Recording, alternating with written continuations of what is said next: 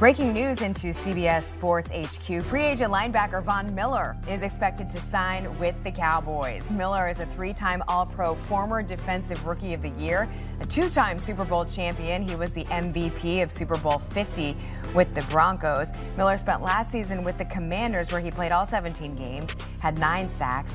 Miller now returns to his home state, where he was an All-American at Texas A&M. We welcome in our Garrett Padell, who covers the Dallas Cowboys down there. And Garrett, let's start with the question of how does he fit in with this Cowboys team?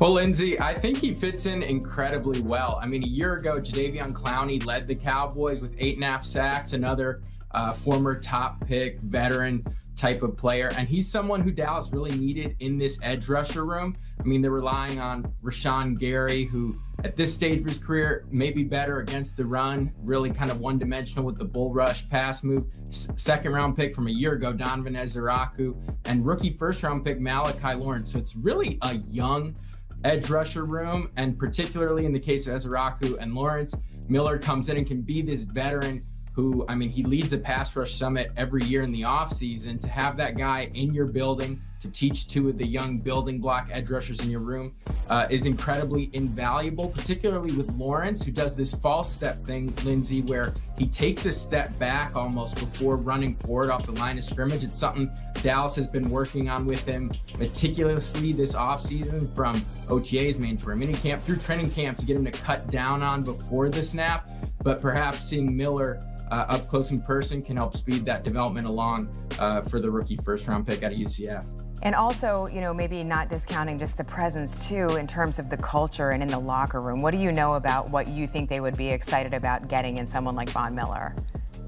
I think professionalism, and someone who can help the rest of the guys along the defensive line learn Christian Parker's scheme. I mean, Miller's played in a variety of different playbooks throughout the years in the NFL. I mean, he's going to be 37 years old, been there, done that. And so this is somebody who can just be an incredible leader and role model to that edge rusher room. And now they have Quinnen Williams locked down in the middle of this defense alongside Kenny Clark, two vets in the middle of the defense. Now they really have two vets in their edge rusher room between Miller and Gary that can really help this front seven come together in a cohesive way for young 34-year-old first-time defensive coordinator Christian Parker in 2026. I love that. That's a great point. I also love when you follow along, Von Miller shows that he's been continuing to do the work, keeping himself ready. What do you know about, honestly, how much he's got left in the tank? Well, he led the Commanders in sacks a year ago, Lindsay, with 9. I know Right. It wasn't a year that Washington loved. I mean, they were one of the worst total defenses in football. This is someone who, if you put in a third-round pass rush situation, he can go and get you a sack or two, get some pressures. And I think that's something that's going to be invaluable for Dallas's hopes this year, as they return everybody from a top 10 offense a year ago.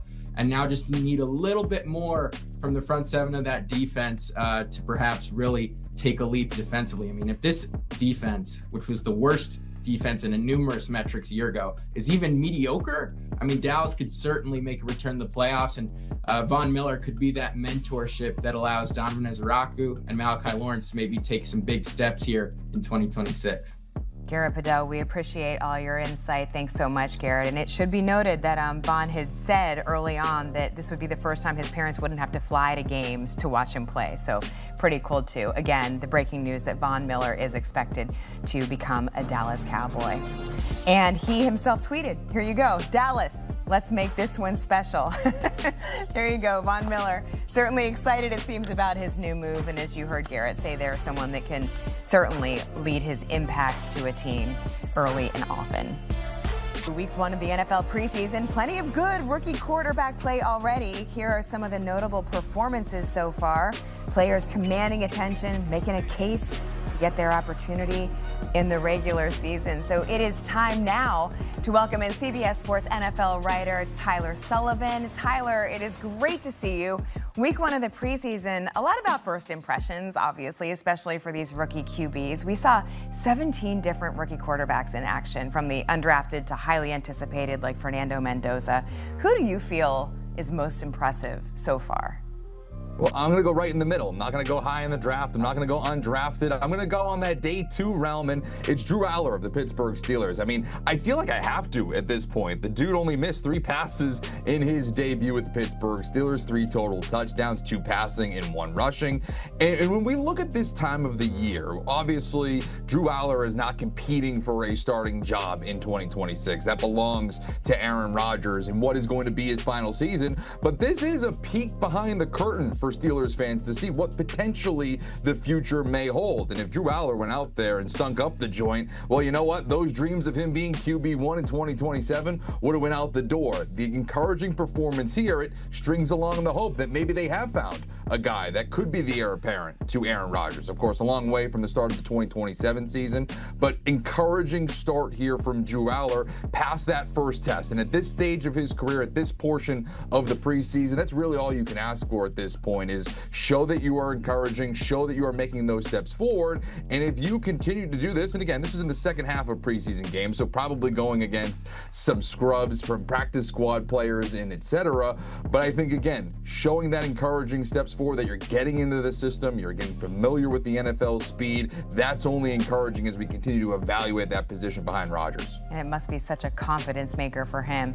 I'm staying on that quarterback topic. Teams are making moves, they're naming starters, a few battles remain. Which do you think is the tougher QB competition between the Browns, with the battle between Deshaun Watson and Shedeur Sanders, or the Falcons, Tua Tagovailoa and Michael Penix Jr.? Yeah, I'm going to stick with the Cleveland Browns here and say that one's a little bit tighter because when you look at the Atlanta Falcons, yes, Tua Tagovailoa didn't have the best performance, but he's also not competing against anyone technically right now because Michael Penix still isn't cleared for 11-on-11, so I kind of put them off to the side for now in terms of the default. And I look at the Cleveland Browns and look at that as a true competition of who could start in week 1, and you look at that first week of the preseason, not the most encouraging by either one of these quarterbacks. I would say Deshaun Watson, who started the game a little bit better. He didn't commit a turnover in the air, did fumble the football on a strip sack. You look at both of these quarterbacks, it's tough to say that one of them is really ahead of the other. And really, when I look at this, I say, okay, is there really going to be a true winner for Todd Monken, or is he just going to have to pick a quarterback? Right now, it doesn't feel like there is a quarterback on this roster that is taking a hold of the job and running with it. Of course, early on in the preseason, still a few more games to go here. Obviously, a few more training camp sessions and practice to establish a starter. But right now, I would say the tightest competition is in Cleveland, and that's not necessarily a good thing if you're Todd Monken. And why don't you think that's a good thing?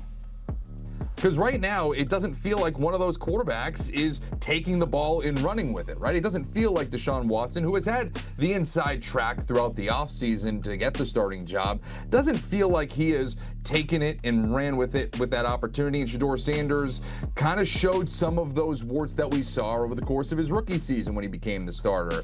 Errant throws, a bad interception under pressure, throwing it deep down the field where it seemed like he overthrew his intended target.